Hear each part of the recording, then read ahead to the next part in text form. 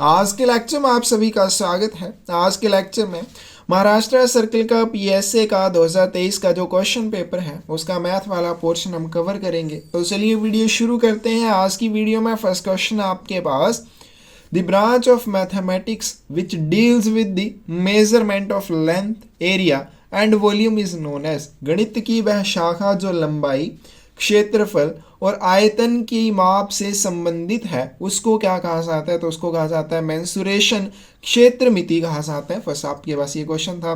Second question चलते हैं। Question आपके पास A/B ratio C is in the ratio of 3:2:5। How much money will C get out of rupees 1260। A/B/C का अनुपात 3:2:5 है। 1260 रुपये में से C को कितने पैसे मिलेंगे? तो यहाँ पे आपके पास दे रखी है रेशो ABC के लिए, जो रेशो दे रखी है पैसे के लिए वो कितनी है? 3:2:5। तो यहाँ पे हम मान लेते हैं कि इनका जो हिस्सा है वो क्या है? Late share of A, B and C। A और B और C का शेयर मान लेते हैं। क्या मान लेते हैं? 3:2:5 दे रखा है तो इसको मान लेते हैं 3x, 2x, 5x। इसमें से A का हिस्सा कितना आ जाएगा? 3x, B का हिस्सा आ जाएगा 2x और जो C बच जाएगा उसका हिस्सा आ जाएगा आपके पास 5x। अब अकॉर्डिंग टू क्वेश्चन हमारे पास क्या बोला है कि अकॉर्डिंग टू क्वेश्चन बोला है 1260 रुपये इसकी टोटल वैल्यू है। इसकी 3x plus 2x plus 5x is equal to 1260। तो सबसे पहले बोला है कि A/B/C जो है वो कैसी रेशो में है? 3:2:5 में है। अब हमें क्या बताना है? C को 1260 रुपये में से क्या हिस्सा मिलेगा, यानी कि C का जो हिस्सा आएगा वो कौन सा हिस्सा आएगा कि अगर टोटल इसके 5, 2, 7, 3, 10 हिस्से करते हैं तो पांचवा हिस्सा तो किसका आ जाएगा आपके पास? ये आ जाएगा C का। दूसरा हिस्सा आ जाएगा 1260 का B के लिए और इसी तरह से A के लिए तीसरा हिस्सा आएगा।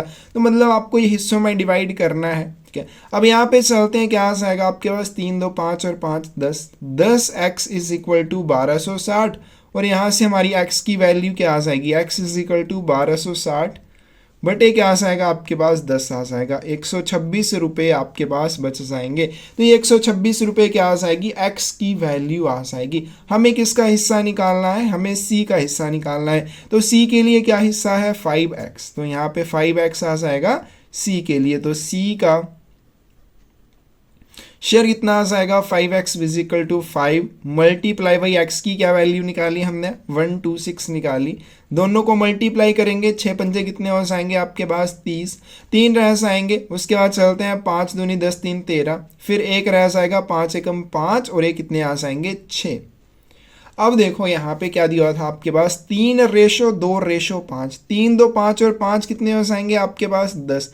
10 जो है यहाँ पे किसके बराबर दे रखे हैं? 1260 के बराबर दे रखे हैं। तो यहाँ से 1 किसके बराबर आ जाएगा? 1 इज इक्वल टू 1260 बटे 10 आ जाएगा। तो 1 जो है वो 126 के बराबर आ जाएगा। C के कितने हिस्से हैं? 5। तो 5 किसके बराबर आ जाएगा? 126 गुने 5। आप इसको डायरेक्ट भी कर सकते हैं। अगर आपने प्रैक्टिस किया तो डायरेक्ट भी आप इस तरह से कर पाएंगे, नहीं तो फिर आपको लंबे तरीके से करना पड़ेगा। तो इसका हिस्सा कितना आ जाएगा? 630 रुपये। और यहाँ से ये डायरेक्ट भी आपका निकल सकता है। देखिए 5, 2, 10 और 3 5, 2, 7 और 3 कितने हो जाएंगे आपके पास? 10। अब 10 तो ये बन गए। इसमें आधा हिस्सा तो C का बन रहा है 5 और बाकी 3 + 2 किसके? A और B के हिस्से बन रहे हैं। यानी कि 1260 का जो भी आधा होगा वो C का हिस्सा है। यानी कि 1260 का जो भी आधा आ जाएगा वो किसका हिस्सा आ जाएगा? C का आ जाएगा। तो 2 छिके 12, 2 3 6 और 3 तो भी 630 आता है। तो अब किसी भी तरीके से आप इसको कर पाएंगे। नेक्स्ट चलते हैं। आपके पास क्वेश्चन नंबर है 63। How much will be the simple interest on rupees 2500 for 2 years at a rate of simple interest 4% per annum? 2500 रुपये पर 2 वर्ष के लिए 4% वार्षिक ब्याज की दर से ब्याज कितना होगा? तो यहाँ पे आपके पास क्या दे रखा है? प्रिंसिपल दे रखा है। प्रिंसिपल कितना दिया हुआ है? 2500 रुपये। आगे चलते हैं। टाइम की बात करें तो टाइम दे रखा है आपके पास 2 साल का 2 ईयर्स आ जाएंगे। उसी तरह से रेट की बात करें, रेट ऑफ इंटरेस्ट क्या है यहाँ पे 4% है, तो यहाँ पे 4% आ जाएगा। हमें क्या निकालना है, हमें निकालना है कि कितना ब्याज मिलेगा। तो सिंपल इंटरेस्ट हमें यहाँ पे काउंट करना है। सिंपल इंटरेस्ट का फॉर्मूला क्या रहेगा, principal into rate of interest into time, divide में क्या आ जाएगा आपके पास 100 आ जाएगा। तो यहाँ से हम सिंपल इंटरेस्ट जो भी है वो निकाल पाएंगे। प्रिंसिपल आपके पास कितना दिया हुआ है 2500 रुपये, मल्टीप्लाई रेट ऑफ इंटरेस्ट कितना है 4%, मल्टीप्लाई हमारे पास टाइम कितना है 2 साल का, डिवाइड में क्या आ जाएगा आपके पास 100। तो ये 20 से ये 20 चली जाएंगी, 25 चौके 100 और 100 गुना 2 कितने हो जाएंगे आपके पास 200 रुपीज़ हो जाएंगे। तो ये 200 रुपीज़ क्या बन जाएगा, इंटरेस्ट बन जाएगा। कौन सी ऑप्शन यहाँ पे, बी ऑप्शन जो है करेक्ट आ जाएगी। नेक्स्ट चलते हैं, नेक्स्ट क्वेश्चन आपके पास क्वेश्चन नंबर 64। 7% जो है is equal to which number, 7% किस संख्या के बराबर होगा। तो 7% का क्या मतलब हो जाएगा, 7% मतलब हो जाएगा 7 डिवाइड 100। तो किसके बराबर आ जाएगा, सबसे पहले 0.07। अब देखो 2 0 है तो दशमलव के बाद भी 2 आपके पास स्थान होने चाहिए, 2 संख्याएं होनी चाहिए। तो क्या आ जाएगा 0.07 आ जाएगा, बी ऑप्शन करेक्ट हो जाएगी। आगे चलते हैं, क्वेश्चन नंबर है आपके पास 65। If 30% of certain number is 12.6 what is the number. यदि किसी संख्या का 30% 12.6 है तो वह संख्या क्या हो जाएगी। हम मान लेते हैं लेट दी नंबर बी, कि जो नंबर है हम उसको मान लेते हैं वो है एक्स। अकॉर्डिंग टू क्वेश्चन आपके पास क्या बोला गया है, अकॉर्डिंग टू क्वेश्चन बोला है कि 30% ऑफ एक्स, यानी कि जो भी संख्या हमने मानी है कि उसका जो एक्स, उसका जो 30% है वो कितना दे रखा है 12.6 के बराबर दे रखा है। हमें एक्स की वैल्यू यहाँ से निकालनी कि 30% ऑफ अ नंबर इज 12.6, तो हमें वो नंबर चाहिए। तो क्या आ जाएगा 30 डिवाइड में 100 आ जाएगा, मल्टीप्लाई में एक्स इज इक्वल टू 12.6 आ जाएगा। एक्स इधर ही रहेगा, 100 को दूसरी साइड लेके जाएंगे, 12.6 मल्टीप्लाई बाई 100 डिवाइड में कितना आ जाएगा आपके पास 30 आ जाएगा। आगे चलते हैं, 1 दशमलव है तो 1 0 ये चली जाएगी, 126 गुने क्या आ जाएगा आपके पास 10 डिवाइड में आपके पास 30 आ गया, ये 0 से कैंसिल हो जाएगी, 3 चौके 12 3 दूनी 6 इज इक्वल टू 42 आ जाएगा। यानी कि 42 जो है इसका 30% आपके पास कितना आ जाएगा, इसका 30% आपके पास 12.6 आ जाएगा। तो कौन सी ऑप्शन है यहाँ पे करेक्ट हो जाएगी, बी ऑप्शन करेक्ट हो जाएगी। नेक्स्ट क्वेश्चन आपके पास, pipe can fill a tank in 6 hours and another pipe can empty the tank in 12 hours. If both the pipes are opened at the same time, in how much time the tank will be filled? एक pipe एक टंकी को 6 घंटे में भर सकती है, दूसरी पाइप टंकी को 12 घंटे में खाली कर सकती है। एक क्या कर रही है उसको भर रही है और दूसरी खाली कर रही है उसको 12 घंटे में। यदि दोनों पाइप एक ही समय खोल दिए जाएं तो टंकी जो कितने समय में भर जाएगी। तो सबसे पहले हमारे पास 2 पाइप हैं, एक पाइप से पानी भरा जाता है और वो 6 घंटे में पूरी टंकी को भर देती है, दूसरी जो उसी को खाली कर रही है वो 12 घंटे में उसको खाली कर देती है। तो हमें क्या निकालना पड़ेगा कि 1 घंटे में वो कितनी टंकी को भरती है। तो इसमें सबसे पहले हमारे पास क्या आ जाएगा, part of tank field by pipe in 1 hour। अब जो पहली पाइप है वो 6 घंटे में क्या करती है, टंकी को पूरा भर देती है। तो 1 घंटे में वही पाइप उस टैंक का कितना हिस्सा भरेगी, 1/6। ठीक है, छठे में से केवल कि एक हिस्सा भर रही है तो इसमें क्या आ जाएगा 1/6 आ जाएगा, कितना हिस्सा उसने भर दिया। आगे चलते हैं, सेकंड जो है क्या कर रही है, खाली कर रही है। तो part of tank emptied by pipe in 1 hour। 1 घंटे में दूसरी जो पाइप है वो टैंक को खाली कर रही है, कितना खाली करेगी 1 घंटे में, 12 घंटे में पूरा कर देती है। तो 1 घंटे में 1/12 हिस्सा जो है उसका खाली कर देगी। अब यहां से हमारे पास क्या आ सकता है, net part of tank filled in 1 hour। अब क्योंकि देखो ये 6 घंटे में उसको पूरा भर देती है, ये 12 घंटे में खाली करती है, इसका मतलब भरने वाली जो पाइप है उसकी स्पीड ज़्यादा है। तो इससे क्या होगा, अगर दोनों को एक साथ भी खोला जाएगा तब भी जो टैंक का कुछ हिस्सा है वो भरा जाएगा पानी से। तो कितना पार्ट भरा जाएगा हमारे पास कैसे आ जाएगा। अब 1 घंटे में पहली पाइप ने 1/6 हिस्सा भरा और दूसरी ने 1/12 हिस्सा खाली कर दिया। हमें कैसे पता चलेगा कि नेट कितना पार्ट टैंक का भरा गया, क्या आ जाएगा 1/6 माइनस 1/12। ये 1 घंटे में इतना भरा और 1 घंटे में इतना क्या हो गया, खाली हो गया। तो इसका हम निकाल सकते हैं कि कितना पार्ट उसका भरा गया है। तो 12 इसका एलसीएम आ जाएगा 1/6 गुने 12 माइनस 1/12 गुना 12, ये कैंसिल हो जाएंगे, 6 दूनी 12 कितना आ जाएगा 2 minus 1/12 which is equal to 1/12। यानी कि 12 में से केवल एक ही हिस्सा क्या भरा जा रहा है, 1 घंटे में भरा जा रहा है। तो 12 हिस्से भरने के लिए कितना टाइम लगेगा, 12 घंटे का टाइम लगेगा। तो इस पूरी टंकी को भरने के लिए 12 घंटे का समय लगेगा। बी ऑप्शन करेक्ट आ जाएगी। तो इसमें सबसे पहले क्या हमारे पास आएगा कि पार्ट कितना है टैंक का जो भरा जा रहा है पाइप के साथ 1 घंटे में, 1/6 हिस्सा भरा जा रहा है और खाली कितना हो रहा है 1/12 हिस्सा खाली हो रहा है। तो इसमें नेट कितना पानी भरा गया 1 घंटे में, तो हम निकाल सकते हैं 1/6 माइनस 1/12 कितना आ जाएगा आपके पास 1/12 आ जाएगा। ठीक है, इसको माइनस करना है, आपके पास 1/12 हिस्सा आ जाएगा। यानी कि अगर हम टैंक के 12 हिस्से बना दें तो उन 12 हिस्सों में से एक हिस्सा 1 घंटे में भरा जा रहा है। तो 12 हिस्से भरने के लिए कितना समय लगेगा, 12 घंटों का समय लगेगा। कौन सी ऑप्शन करेक्ट आ जाएगी आपके पास, बी ऑप्शन करेक्ट आ जाएगी। नेक्स्ट चलते हैं, नेक्स्ट क्वेश्चन आपके पास question number 67। An employee gets 4% DA on his basic pay in the month of July if the DA given to employee is ₹500 but is his basic pay. किसी कर्मचारी को जुलाई महीने में उसके मूल वेतन का 4% DA मिलता है। यदि कर्मचारी को दिया गया DA जो है वो 500 रुपये है तो उसका मूल वेतन क्या हो जाएगा। तो यहाँ पे मान लेते हैं लेट हिज बेसिक पे, कि उसकी जो बेसिक पे है उसको हम मान लेते हैं एक्स।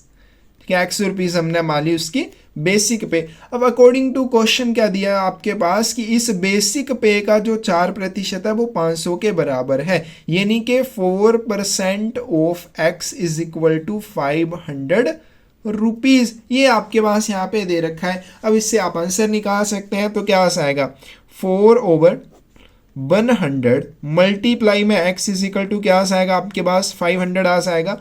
यहाँ से हमारे पास क्या रह जाएगा x is equal to 500 multiply में क्या आ जाएगा 100 डिवाइड में आ जाएगा 4 से यहाँ पे कितने रह जाएंगे 25 चौके 100, 25 पंजे 125 और यहाँ पे कितनी जीरो है आपके पास 2 जीरो है, तो 2 जीरो यहाँ पे आ जाएंगी। यानी कि 12,500 रुपये आपके पास x की वैल्यू आ गई। और x क्या मानना हमने, बेसिक पे माननी है। तो x कितना आ जाएगा 12,500। कौन सी ऑप्शन करेक्ट आ जाएगी आपके पास, ए ऑप्शन करेक्ट आ जाएगी।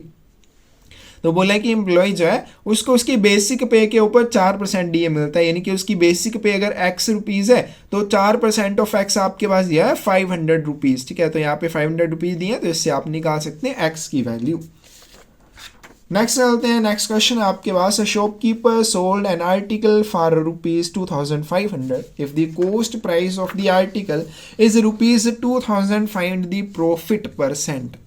एक दुकानदार ने एक वस्तु 2500 रुपये में बेची, तो यहाँ पे सेलिंग प्राइस दे रखा है सबसे पहले कितना 2,500 रुपये, और इसका जो कॉस्ट प्राइस था वो कितना था 2,000 रुपये, यानी कि जितने में उसने वो वस्तु खरीदी थी वो था 2,000 रुपये।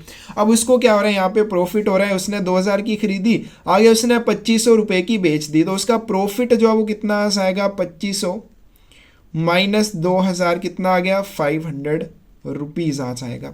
अब यहाँ से आपको क्या करना है प्रॉफिट % निकालना है। Profit % is equal to profit over cost price multiply by 100% आ जाएगा।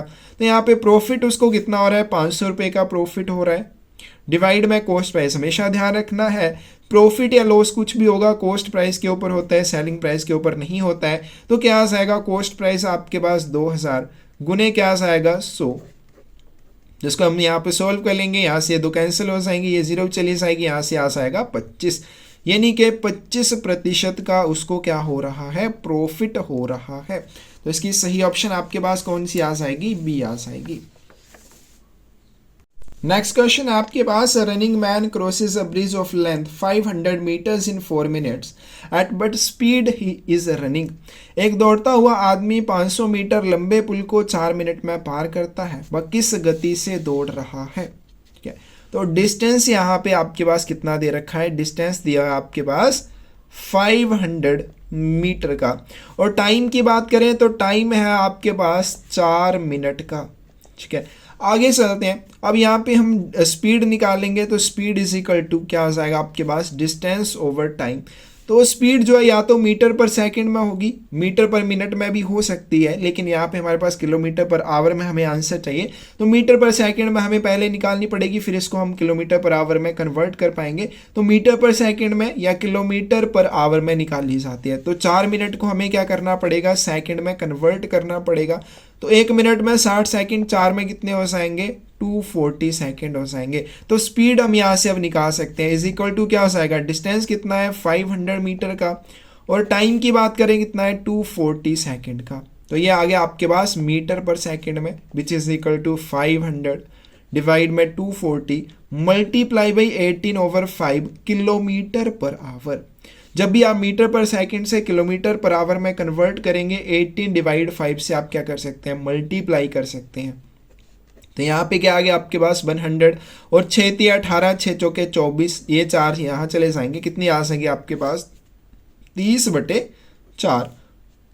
30 को 4 से हम डिवाइड कर सकते हैं, 4 × 7 = 28, 2 रह जाएंगे, नहीं जाता यहाँ पे 0, यहाँ पे दशमलव, 4 × 5 = 20। कितना आ गया आपके पास? यहाँ पे 7.5 किलोमीटर पर आवर आ जाएगी। तो कौन सी ऑप्शन यहाँ पे करेक्ट हो जाएगी आपके पास? बी ऑप्शन करेक्ट हो जाएगी। आगे चलते हैं, नेक्स्ट क्वेश्चन आपके पास, सोल्व दी फॉलोइंग। आपके पास एक इक्वेशन दे रखी है, इक्वेशन क्या है?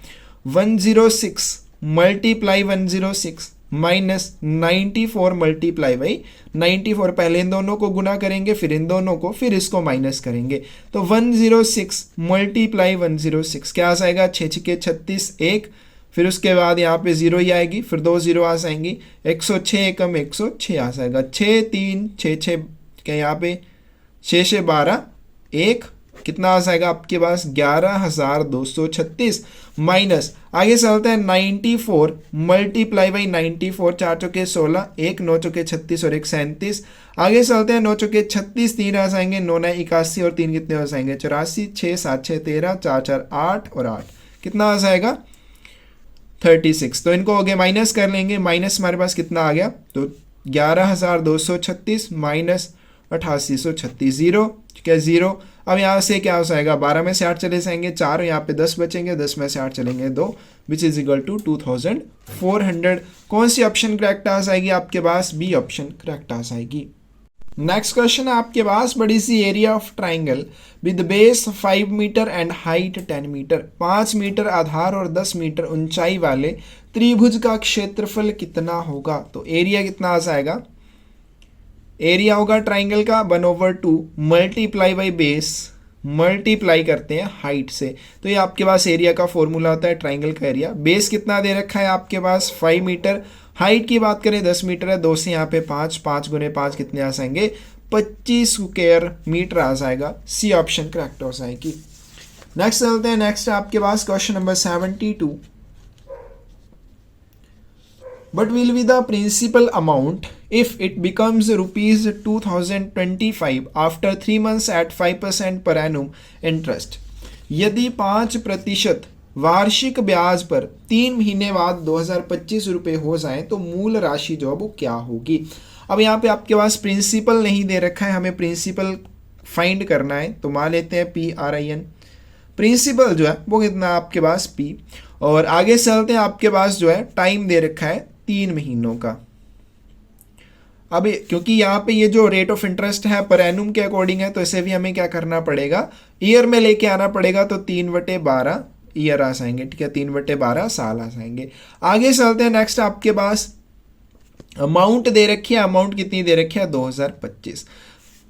सिंपल इंटरेस्ट क्या आ जाएगा? इंटरेस्ट क्या होता है आपके पास? जो भी आपको अमाउंट मिलती है, यानी कि जो भी उस अवधि के बाद आपको एक राशि मिलती है, माइनस जो भी आपने जमा किया था, यानी कि जो भी आपका प्रिंसिपल था। तो अमाउंट क्या है आपके पास? 2025 माइनस क्या आ जाएगा आपके पास, प्रिंसिपल को हमने पी माना हुआ है, तो ये आपके पास क्या आ गया, सिंपल इंटरेस्ट। अब सिंपल इंटरेस्ट के फॉर्मूले में इसको पुट करेंगे इनटू टी डिवाइड में 100। सिंपल इंटरेस्ट क्या है आपके पास, 2025 माइनस पी, और उसी के साथ आगे चलते हैं, ये किसके बराबर हो जाएगा, ये तो आ गया simple interest is equal to principal, rate of interest कितना है आपके पास, यहाँ पे दे रखा 5%, मल्टीप्लाई टाइम, टाइम कितना है आपके पास 3/12 साल, तो क्या आ जाएगा, गुने 12 आ जाएंगे, ठीक है। सो वैसे का वैसा और 3/12 आ गए। अब इसको हम कैंसिल करेंगे, 3 चौके 12 क्या, और 5 से यहाँ पे 20 आ जाएंगे। आगे चलते हैं, 2025 minus P is equal to क्या आएगा आपके पास, पी ओवर 80 आ जाएगा, और यहाँ से हम पी निकाल सकते हैं, 80 को दूसरी साइड लेके जाएंगे, 2025 माइनस पी, तो प्रिंसिपल क्या आ जाएगा आपके पास, 2025 गुना 80 कर लेंगे, 80 के साथ 8 के साथ कर लेंगे, 8 पंजे 40, 4 ऐसे आएंगे, 8 दूनी 16, 4 20, 8 दूनी 16, कितना आ गया आपके पास 200, और एक जीरो और लग जाएगी साथ में, माइनस क्या आ जाएगा 80 पी आ जाएगा। अब यहाँ पे माइनस है, इसको दूसरी साइड लेके जाएंगे तो क्या हो जाएगा, प्लस हो जाएगा, तो प्लस पी कितना हो गया 81 पी हो गया इज इक्वल टू, तो यहाँ से पी हम निकाल सकते हैं, पी क्या आ जाएगा 162,000 डिवाइड में 81, तो 61 दूना कितने होते हैं 162, कितना आ गया आपके पास 2000 रुपये आ जाएगा। तो ये आपके पास निकल आया प्रिंसिपल। कौन सी ऑप्शन करेक्ट आ जाएगी आपके पास, डी आ जाएगी। जब भी आपके पास इस तरह का क्वेश्चन आएगा, आपको यहाँ पे अमाउंट दे रखी है, तो आपने क्या करना है, वो सिंपल इंटरेस्ट निकाल लेना है, 2025 माइनस जैसे यहाँ पे पी आ गया, फिर उसको फॉर्मूला में आप पुट करेंगे तो आपका प्रिंसिपल जो है वो निकल जाएगा।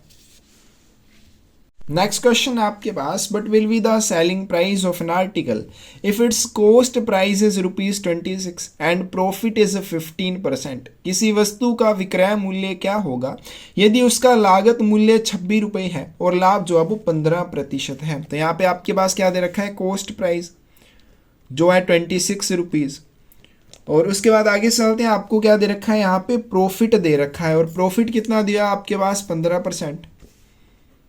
प्रॉफिट की बात करें वो है 15%। आपको क्या निकालना है, सेलिंग प्राइस। तो सेलिंग प्राइस क्या आ जाएगा, कॉस्ट प्राइस प्लस जो प्रॉफिट हुआ है, तो 26 रुपये प्लस 15% ऑफ 26 रुपीज़, कितना आ जाएगा 26 प्लस 15/100 गुने क्या आ जाएगा 26।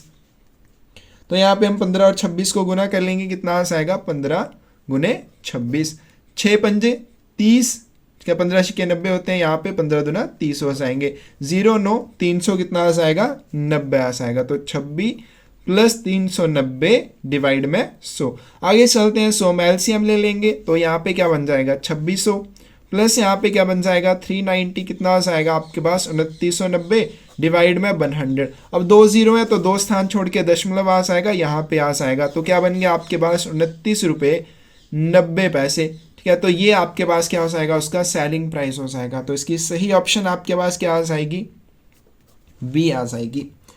नेक्स्ट चलते हैं, नेक्स्ट क्वेश्चन आपके पास, दी क्यूब रूट ऑफ 1331, तो ये किसका क्यूब रूट है 11 का, ठीक है। 11 गुना 11 कितने होते हैं 121, गुना 11 कर लें आपके पास 121 0 121 3 3 1 1331 आ जाएगा। तो इसकी सही ऑप्शन आपके पास ए आ जाएगी। नेक्स्ट चलते हैं, नेक्स्ट आपके पास 40% ऑफ 280 इज, ठीक है। 280 का आपको 40% चाहिए, तो 40% ऑफ 280 क्या आ जाएगा आपके पास 40 डिवाइड 100, ऑफ का मतलब मल्टीप्लाई, तो इसको 280 से मल्टीप्लाई कर देंगे, ये 0 चली जाएगी, 28 गुने 4 बच जाएंगे, तो 8 चौके 32, 3 आ जाएंगे, 4 दूनी 8 और 3 कितने हो जाएंगे 11। आंसर क्या आ जाएगा आपके पास 112 आ जाएगा। आगे चलते हैं, क्वेश्चन नंबर आपके पास 76, इंपॉर्टेंट क्वेश्चन है। क्वेश्चन क्या बोला गया, the average of first 50 natural numbers is, प्रथम 50 प्राकृतिक संख्याओं की औसत क्या होगी। तो जब भी आपके पास फर्स्ट 50 नेचुरल नंबर या फर्स्ट n नेचुरल नंबर बोला गया हो, तो उनका सम क्या होता है, सम होगा sum of first n natural number, ये आपको फॉर्मूला याद करना पड़ेगा, क्या हो जाएगा n into n plus 1 divide में आ जाएगा 2। तो n यहाँ पे क्या है हमारे पास 50, क्योंकि हमें 50 जो है नेचुरल नंबर उनका सम चाहिए, तो यहाँ पे 50 आ जाएगा, डिवाइड में क्या आ जाएगा 50 प्लस क्या आ जाएगा 1 डिवाइड में आ जाएगा 2, कितना आ जाएगा 50, और ये कितना आ जाएगा 51 डिवाइड में क्या आ गया आपके पास 2, ठीक है, तो 51 गुने 5 कर लेते हैं, तो 5 एकम 5, 5 पंजे 25, कितना आ गया आपके पास 2550 डिवाइड में आपके पास आ जाएगा 2। तो ये क्या आ गया, इनका सम आ गया। अब हमें क्या चाहिए भाई, हमें चाहिए एवरेज। तो एवरेज क्या हो जाएगी, एवरेज क्या होती है, सम डिवाइड में टोटल नंबर जितने भी आपके पास या टोटल जितनी भी संख्याएं हैं। तो सम क्या है आपके पास 2550 डिवाइड में क्या आ जाएगा 2, और टोटल आपके पास कितनी संख्याएं हैं 50 है, तो मल्टीप्लाई हो जाएगा 50 से, कितना आ जाएगा 2550 डिवाइड में 100, 2 स्थान छोड़ के दशमलव लग जाएगा 25.50 आ जाएगा। यानी कि कौन सी ऑप्शन करेक्ट आ जाएगी आपके पास, बी ऑप्शन करेक्ट आ जाएगी पहले। एंड 50 नेचुरल नंबर का जो एवरेज रहेगा वो कितना आएगा 25.50 आ जाएगा। तो ये फॉर्मूला यहाँ पे इंपॉर्टेंट है, याद रखना है। नेक्स्ट क्वेश्चन आपके पास, mother is twice as old as her son if 20 years ago age of the mother was 10 times the age of son but is the present age of the mother. एक माँ की उम्र उसके बेटे से दोगुनी है। यदि 20 वर्ष पहले माँ की उम्र बेटे की उम्र से 10 गुना थी तो वर्तमान में माँ की जो आयु है वो कितनी हो जाएगी। तो यहाँ पे मान लेते हैं कि जो बेटा है, लेट एज ऑफ सन मान लेते हैं वो कितनी है वर्तमान में एक्स ईयर की, प्रेजेंट में जो बेटा है उसकी आयु एक्स वर्ष है। देन उसकी जो मदर है, मदर की एज कितनी आ जाएगी आपके पास, दोगुनी है। ठीक है, यहाँ पे बताया mother is twice as old as her son. अगर सन की आयु, बेटे की आयु एक्स वर्ष है तो मदर की आयु कितनी आ जाएगी 2x ईयर्स आ जाएगी। आगे चलते हैं, इफ 20 years ago, अब 20 वर्ष पीछे चलते हैं, 20 years ago आपके पास क्या आ जाएगा, एज ऑफ सन कितनी आएगी आपके पास, एज ऑफ सन आ जाएगी x - 20। उसी तरह से एज ऑफ मदर कितनी आ जाएगी आपके पास 2x - 20। लेकिन साथ में यहाँ पे ये तो हमने निकाल लिया इससे, ठीक है, ये वाली जो आपके पास यहाँ पे बना इससे हमने निकाल लिया कि 20 वर्ष पहले उनकी आयु इतनी होगी। अब चलते हैं आगे, हमारे पास यहाँ पे और क्लू दे रखा है कि 20 वर्ष पहले जो एज है मदर की वो उसके बेटे की आयु से 10 गुना थी। तो ये हमारे पास एक और क्लू आ गया। तो बेटे की आयु कितनी निकाली यहाँ पे हमने 20 वर्ष पहले x - 20, तो उसकी मदर की आयु कितनी आ जाएगी, मदर्स एज कितनी आ जाएगी, ठीक है, बेटे की आयु की 10 गुना थी तो 10 गुने x - 20 आ जाएगी, कितनी आ गया 10x - 200 आ गया। तो एक मदर की एज ही आ गई 20 वर्ष पहले और इसी तरह से मदर की एज ही आ गई 20 वर्ष पहले 2x - 20। ये दोनों आपस में क्या हो जाएंगे, बराबर हो जाएंगे, क्योंकि ये 20 वर्ष पहले की उसकी आयु है। दोनों इक्वेशन आपस में क्या हो जाएंगी, बराबर। तो सबसे पहले हमने क्या करा, हमने मान लिया कि जो बेटा है उसकी आयु है x वर्ष। उसी तरह से फिर हमारे पास क्या आ जाएगा, क्योंकि उसकी मदर की आयु उससे 2 गुना है तो मदर की आयु 2x ईयर्स आ जाएगी। अब 20 वर्ष पहले चलते हैं, जो बेटा है उसकी आयु कितनी आ जाएगी, तो अगर प्रेजेंट में x ईयर्स है तो 20 वर्ष पहले x - 20 आ जाएगी। उसी तरह से एज ऑफ मदर कितनी आ जाएगी, प्रेजेंट में 2x है तो 20 वर्ष पहले कितनी आ जाएगी 2x - 20। लेकिन साथ में क्वेश्चन हमें और भी दिया कि 20 वर्ष पहले जो उसकी मदर की आयु है वो उसके बेटे की आयु, बेटे की आयु कितनी है यहाँ पे x - 20 इसकी 10 गुना थी, तो ये आ गई मदर की एज। अब ये भी मदर की एज है, ये भी, दोनों आपस में क्या हो जाएंगी, इक्वेशन आपस में बराबर होंगी। तो कितना आ जाएगा 2x - 20 is equal to 10x - 200। अब यहाँ से हमारे पास निकल जाएगा, 2x को इस साइड लेके जाएंगे, 10x - 2x is equal to क्या आ जाएगा आपके पास 200, यही रहेगा, ठीक है, 200 ये इस साइड लेके चले जाइए, प्लस हो जाएगा और -20 रह जाएगा। कितना आ गया आपके पास 8x इज इक्वल टू 180 आ जाएगा। तो x की वैल्यू यहाँ से हम निकाल सकते हैं, क्या आ जाएगी 180 डिवाइड 8, डिवाइड कर लेते हैं 180 डिवाइड 8, यहाँ पे कट भी जाएगा, 2 से यहाँ पे 4, 2 से 90 रह जाएंगे, फिर यहाँ पे 2 रह जाएगा और कितने रह जाएंगे 45। तो 45 डिवाइड 2, ये तो आसान हो जाएगा 22.5, ठीक है, 22.5 आ जाएगा। तो ये आ गई x की वैल्यू। हमें क्या निकालना है, माँ की वर्तमान आयु, वो कितनी है 2x है, तो इसको 2 से मल्टीप्लाई कर देंगे, 22.5 मल्टीप्लाई आपको 2 से करना है भाई, कितना हो जाएगा 22.5 का 2 गुना कितना होता है आपके पास 45 हो जाएगा, 22 का 2 गुना 44 और 0.5 का 2 गुना 1, तो 1 उसमें ऐड करेंगे 44 में, कितना आ जाएगा 45 ईयर्स आ जाएगा। तो डी ऑप्शन जो है यहाँ पे करेक्ट हो जाएगी। आगे चलते हैं, नेक्स्ट आपके पास द स्क्वायर रूट ऑफ 0.09 इस 0.09 का जो वर्गमूल है वो कितना आ जाएगा। तो यहाँ पे कितना निकल जाएगा, अंडर रूट ऑफ आपको चाहिए 0.09, कितना हो सकता है 0.3 मल्टीप्लाई बाई 0.3, तो इसका रूट हटाएंगे तो क्या आ जाएगा, अकेला 0.3 आपके पास बाहर निकल के आएगा। कौन सी ऑप्शन सही आ जाएगी, सॉरी यहाँ पे 0 पॉइंट कितना, हाँ 3 निकल के आएगा। कौन सी ऑप्शन आपके पास करेक्ट हो जाएगी, यहाँ पे ए ऑप्शन जो है करेक्ट हो जाएगी। आगे चलते हैं नेक्स्ट आपके पास question number 79। How many hours are there in a week, एक सप्ताह में कितने घंटे होते हैं। तो एक दिन में कितने, क्या वन डे में कितने आवर्स आ जाएंगे आपके पास, 24 आवर्स आ जाएंगे। उसी तरह से हमें एक वीक का बताना है, यानी कि 7 डेज हो जाएंगे। तो इसको 7 से मल्टीप्लाई कर देंगे, कितना आ जाएगा 24 मल्टीप्लाई बाई 7, 7 चौके 28, 2 रह जाएंगे, 7 दूनी 14 और 2 कितने हो जाएंगे 16, 168 आवर्स आ जाएगा। डी ऑप्शन करेक्ट हो जाएगी। और लास्ट क्वेश्चन आज की वीडियो का इंपॉर्टेंट क्वेश्चन है, कई बार ये रीजनिंग में भी पूछा जाता है। John celebrated his birthday on Tuesday 5 January 1965, when will he celebrate his next birthday on same day। John जो अपना जन्मदिन मंगलवार 5 जनवरी 1965 को मनाता है, वह उसी दिन अपना अगला जन्मदिन कब मनाएगा। अब यहाँ पे हमें क्या बताना है कि ट्यूसडे को उसका अगला जन्मदिन कब आएगा, 1966 में, 70 में, 71, 72, 73 कब आएगा। तो ये इंपॉर्टेंट क्वेश्चन बन जाता है, कई बार ये रीजनिंग में भी आपसे पूछा जाता है। तो सबसे पहले आपके पास क्या दिया है, 5 जनवरी 1965, क्या 5 जनवरी 1965 को कौन सा दिन था, ट्यूसडे था। अब आगे चलते हैं, ध्यान रखना एक एक दिन बढ़ता जाएगा जैसे जैसे हम साल बढ़ाते जाएंगे।